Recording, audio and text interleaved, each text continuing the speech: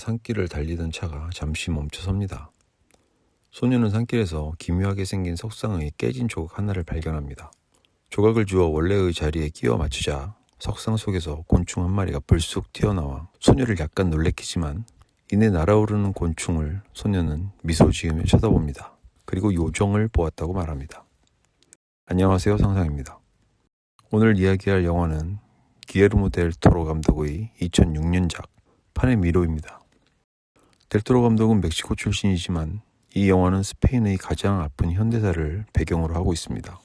많은 분이 이 영화를 처음 접했을 때의 당혹감을 기억하실 겁니다.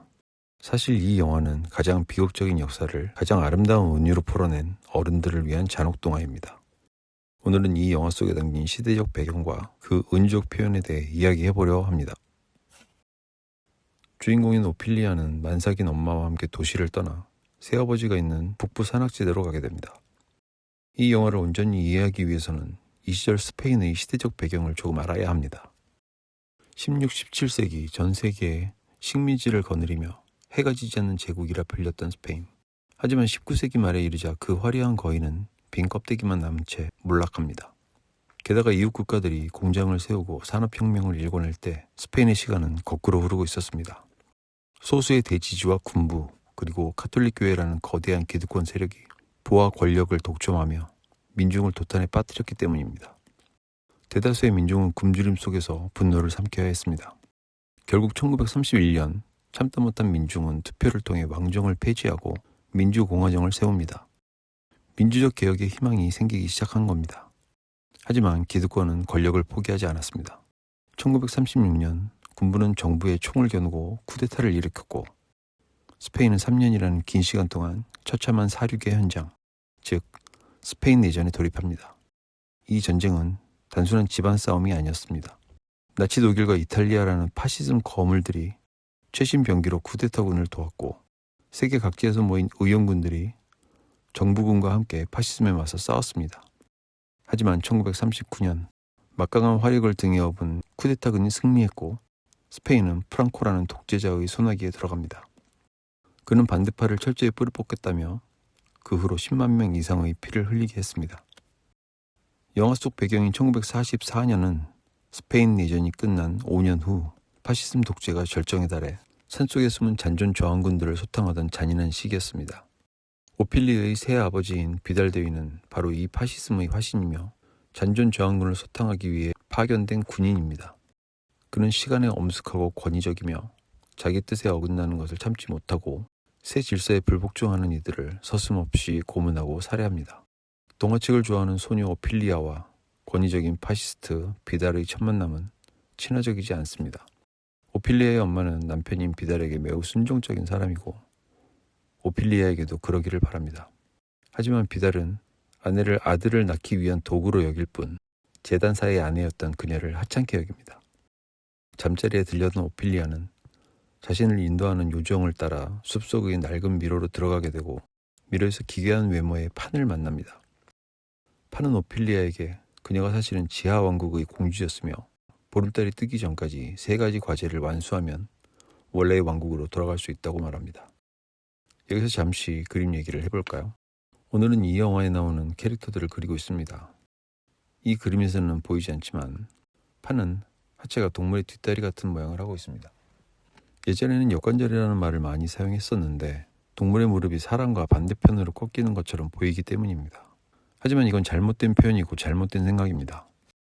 오늘은 우리가 그림을 그릴 때 이해하고 있으면 도움이 되는 사람과 동물 신체 구조의 유사성에 대해 알아보겠습니다. 우리는 동물을 그릴 때 사람과 완전히 다르다고 생각하기 쉽지만 사실 포유류부터 파충류까지 그 구조를 살펴보면 놀라울 정도로 닮아 있습니다. 우리가 가장 가까운 영장류인 고릴라나 침팬지의 골격을 보면 사람의 뼈를 조금 더 짧게 혹은 길게 조정해 놓은 것 같습니다. 약간 징그러울 수도 있지만 이해하기 편하게 골격은 그대로 두고 사람으로 치환해서 생각해 보겠습니다. 사람보다 골격이 클 수도 작을 수도 있으니 그냥 신체 비율로만 보도록 하겠습니다. 사람에 비해 팔이 훨씬 길고 다리가 많이 짧습니다. 그런데 영장류는 역시 전체적으로 사람과 많이 닮은 신체 구조를 가지고 있습니다. 다른 포유류도 이런 식으로 사람으로 치환해서 그려보면 신체 구조를 이해하기가 좀 쉬워진다고 생각합니다. 더 육중한 몸을 지탱하거나 내장을 보호하기 위해 갈비뼈의 수가 조금 많기도 하고 허리뼈의 수가 조금 적기도 하지만 뼈나 근육을 하나하나 다 짚고 넘어가려면 너무 많은 시간이 필요하니 이번엔 세세한 부분은 생략하고 신체 비율을 위주로 보도록 하겠습니다. 사족보행하는 포유류의 다리를 보면 사람의 팔다리와 거의 같은 구조를 하고 있습니다. 단지 사람보다 팔과 다리의 비율이 짧고 손과 발의 비율이 긴 구조를 가지고 있습니다. 그리고 손끝과 발끝만 바닥에 닿도록 걷습니다. 사람이 뒤꿈치를 들고 까치발로 걷는 것처럼 말이죠. 즉 앞에서 말한 역관절로 보이는 부분은 무릎이 아니라 뒤꿈치입니다. 뒤꿈치, 뒤꿈치, 뒤꿈치, 뒤꿈치. 무릎은 상대적으로 짧은 넓적다리 뼈 때문에 거의 몸통이 겹쳐 있어서 실루엣으로는 허벅지부터 무릎까지가 잘 보이지 않습니다. 그래서 무릎 아래쪽으로 보이는 관절, 즉 발목 관절에 붙어있는 뒤꿈치 부위를 무릎으로 착각하고 역관절이라 오해하는 것 같습니다. 무릎은 여기, 여기, 여기, 여기. 판의 다리도 사족보행하는 동물의 뒷다리와 같은 구조를 차용한 것입니다. 앞다리도 마찬가지로 어깨부터 팔꿈치까지, 즉 사람의 상완에 해당하는 부분이 몸통에 겹쳐 있어서 오해하기 쉬운데 사람으로 치면 전완과 손바닥이 길다고 생각하시면 좋을 것 같습니다. 조리도 비슷한 구조를 가지고 있지만 날기 위해 진화하는 과정에서 뼈의 수가 줄거나 역으로 늘거나 뼈가 합쳐지거나 하면서 포유류보다는 차이가 커졌습니다. 하지만 조리도 사람으로 치환해서 그려보면 꽤 유사해 보이는 부분이 많이 보입니다. 새의 날개 부분이 얼핏 보기엔 이해하기 어려워 보이지만 사람이 팔을 몸에 바짝 붙여 접고 있는 모습으로 치환해서 보면 이해하기 쉬울 거라 생각합니다. 날개를 활짝 펴면 더 분명하게 사람의 팔과 날개의 구조가 유사함을 알 수 있고 새의 다리 역시 사람의 다리나 포유류의 다리와 유사한 구조입니다. 파충류로 넘어가면 꽤 달라지는 부분이 많아집니다. 도마뱀 정도라면 사람으로 치환해서 그려볼 만하지만 뱀은 사지도 없고 수백 개의 척추뼈를 가지고 있으니 더 이상 사람으로 치환해서 그리는 건 의미가 없어 보입니다. 얘는 그만두도록 하죠. 우리는 아마 동물보다 사람 몸이 익숙합니다. 그래서 동물의 몸을 사람 몸으로 치환해서 그려보면 그 동물의 신체 구조를 익히는 것이 상당히 수월해집니다. 그리고 이런 식으로 동물들을 연습하다 보면 오히려 인체에 대한 이해가 깊어집니다. 기에르모 델 토로 감독은 감독이 되기 전 특수분장 전문가였다고 합니다. 아마도 그때 인체뿐만 아니라 동물의 신체 구조에 대해서도 많은 공부를 하지 않았을까 추측해봅니다. 그렇게 독창적이고 흥미로운 캐릭터를 디자인하는 창작자로 거듭날 수 있었던 건 아닐까요? 어쨌든 오늘은 사람의 인체를 익혀서 동물의 신체 구조를 쉽게 이해하는 방법에 대해 이야기해봤습니다. 어디까지나 동물의 신체 구조를 이해하기 쉬운 방법으로 말씀드리는 것이고 기본적인 구조를 이해한 이후에 그 동물의 특징은 따로 익힐 필요가 있다고 생각합니다. 그럼 다시 영화 이야기로 돌아가 볼까요? 언뜻 보기에 정중하게 요청하는 듯한 말투지만 판 역시 자신의 말에 복종할 것을 요구합니다. 판이 제안하는 3개의 과제는 사실 맹목적인 복종에 대한 과제입니다. 첫 과제에서 오피리아는 두려움을 견디며 복종합니다. 두 번째 과제에서 오피리아는 자신의 욕구를 이기지 못하고 복종에 실패하고 맙니다. 마지막 과제에서 오피리아는 스스로의 선택으로 복종하기를 거부합니다. 오피리아는 마찬가지로 새아버지인 비달의 뜻을 거스릅니다. 이 시대는 스페인에서 피해 보복이 한창 진행되고 있는 시기였습니다. 폭력은 곧 권력이고 권력에 대한 불복종은 곧 죽음을 의미하는 것이었을 겁니다. 그렇게 오피리아의 엄마는 남편인 비달에게 순종적이었고 사랑하는 딸의 안위를 위해 오피리아도 순종적이기를 바랬을 겁니다. 여기서 판이 오피리아에게 제시한 3개의 과제에 대해 느낀 바를 조금 더 구체적으로 얘기해 볼까 합니다. 이 부분은 영화 내용의 스포가 될 수 있으니 아직 안 보신 분은 먼저 영화를 보시거나 스킵하시기를 바랍니다. 첫 번째 과제는 오피리아를 숲으로 인도합니다. 비달이 게릴라를 소탕하는 사륙의 숲은 오피리아에게는 신비로운 생명체들이 집이었습니다. 신비로운 생명체들이 모여 살던 무화과 나무는 황금 열쇠를 삼킨 탐욕스러운 두꺼비가 그 뿌리를 장악하면서 서서히 말라 죽기 시작했습니다. 그 말라 죽어가는 나무 속을 기어들어간 오피리아는 그 안에서 만난 두꺼비에게 나무가 죽어가고 있는데 벌레를 잡아먹고 혼자만 살찌며 살고 있는 게 부끄럽지 않냐며 나무라고 마법의 돌을 먹여 황금 열쇠를 토해내게 합니다. 이건 아마도 가난과 내란으로 나라가 망가진 상황에 권력과 부를 독점하고 있는 파시즘 기득권에 대한 역겨움을 나타낸 것이라는 생각이 들었습니다. 두 번째 과제로 오피리아가 들어간 방에는 식탁 가득 먹음직스러운 음식이 차려져 있고 눈이 없고 살이 축 늘어진 괴물이 앉아 있습니다. 벽에는 아이를 죽이는 괴물의 그림이 걸려 있고 기둥 주변으로 수없이 많은 아이들의 신발이 쌓여 있습니다. 그 신발이 쌓여 있는 모습은 아우슈비츠 같은 수용소에서 나치의 학살에 희생된 사람들의 유품이 쌓여 있는 모습을 연상시킵니다.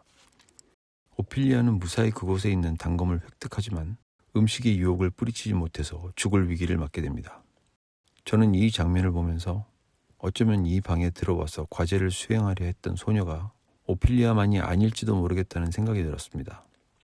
긴 세월 공주를 기다리며 지상에 갇혀 있어야 했던 판은 지하세계로 돌아가기 위해 많은 소녀를 공주로 만들려고 했던 것은 아닌가, 그런 생각이 들면서 아이러니하게도 판 역시 자신의 안락을 위해 많은 소녀를 희생시키는 파시스트와 같은 내면을 숨기고 있는 건 아닐까라는 생각이 들었습니다.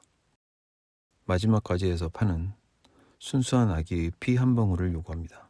판은 순수한 피만이 지하세계로 가는 문을 열 수 있다고 오피리아를 설득하지만 오피리아는 단 한 방울의 희생도 허용하지 않습니다. 저는 판이 순수한 피를 요구하는 장면에서 순수 아리안 혈통의 우월성을 주장하던 나치즘이 떠올랐습니다. 자신들의 피를 순수하고 고귀하다고 믿는 이면에는 그 외 다른 민족의 피가 더럽고 열등하다는 의미가 담겨 있다고 생각합니다. 그리고 그건 더럽고 열등한 민족에 대한 가해 행위는 죄책감을 느낄 필요가 없다는 면죄부로 작용했다고 생각합니다.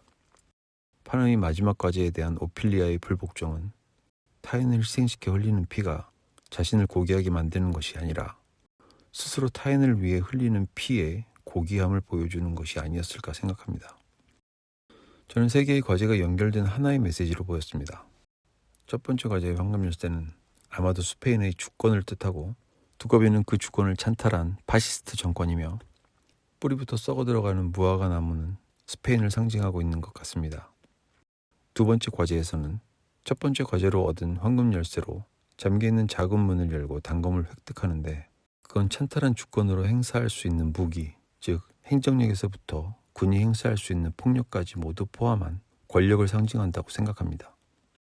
그리고 마지막 과제에서 요구하는 순수한 피는 주권을 쥐고 행사하는 권력에 대한 희생을 의미하는 것으로 보였습니다.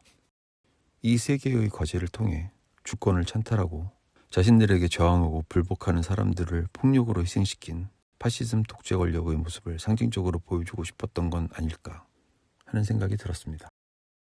이 영화는 열린 결말로 막을 내립니다.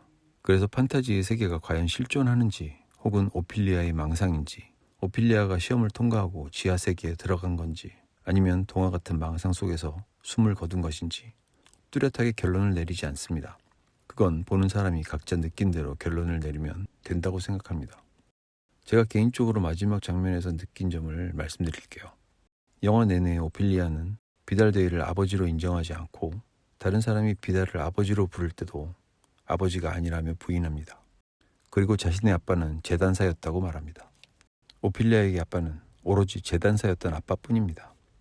그런 오피리아가 숨을 거두기 직전 지하세계의 왕과 왕비 앞에 섰을 때 왕의 얼굴을 보며 아빠라고 부릅니다. 그리고 그 옆에는 아이를 낳다 죽은 엄마가 앉아 있습니다. 아마도 왕의 얼굴은 오피리아가 유일하게 아빠라고 부를 사람, 재단사였던 아빠의 얼굴이었다고 생각합니다. 돌아가신 아빠와 엄마의 모습으로 왕과 왕비가 오피리아를 맞이하고 있다는 건 오피리아의 내면 세계에서 일어나고 있는 일이라는 방증이 아닐까라는 생각이 들었습니다. 그래서 더욱 슬픈 이야기로 느껴졌습니다. 히틀러와 무솔리니처럼 잔인한 파시스트였던 스페인의 독재자 프랑코는 38년간 계속 권력을 누리고 1975년 자신의 수명이 닿을 때까지 살다가 82세의 나이로 사망했습니다. 반면 폭력으로 정권을 찬탈하려는 파시즘에 저항했던 수십만 명의 스페인 시민군과 의용군들은 전쟁 패배 후 비참하게 숙청당하거나 망명하지만 독일 수용소에서 결국 삶을 마감하는 등 비극적으로 삶을 마친 사람들이 많았습니다. 저는 새아버지인 비달데위가 잔혹한 파시즘 정권을 대표하고 오피리아가 그 비극적인 삶을 살았던 수많은 사람들을 대표하는 듯 보였습니다. 파네미로는 폭력에 대한 두려움 때문에 남을 희생시켜 자신의 안위를 지키려는 잔혹한 상황 속에서 폭력에 불복종하고 맞서는 용기를 보여준 고결한 희생자들을 기리는 기에르모 델 토로 감독의 지는 것과 같은 영화가 아닐까라는 생각이 들었습니다. 동화처럼 아름다운 비주얼과 잔인하고 사실적인 현실 세계가 공존한 이 영화는 그 배경에 이처럼 매우 슬프고 안타까운 역사를 숨기고 있습니다. 요즘 뉴스를 보면 국제 정세에 전운이 맴돌고 부당한 폭력과 안타까운 희생이 자주 보이는 것 같습니다. 우리가 살고 있는 지금 이 시대는 불복종이 즉각적인 죽음을 의미하는 엄혹한 시대가 아닙니다. 불복종과 옳은 선택의 자유가 있고 옳은 선택이 존중받는 이성적인 시대입니다. 하지만 그 이성이 때로는 아주 맥없이 허물어지기도 하는 것 같습니다. 아무런 의문 없이 명령에 따르는 자들에게 불복종으로 맞서 지켜낸 소중한 가치가 다시 망가지지 않기를 바라며 판의 미로를 권합니다. 이번 영상 여기서 마치도록 하겠습니다. 끝까지 시청해주셔서 감사합니다. 다음 영상에서 또 뵐게요. 안녕.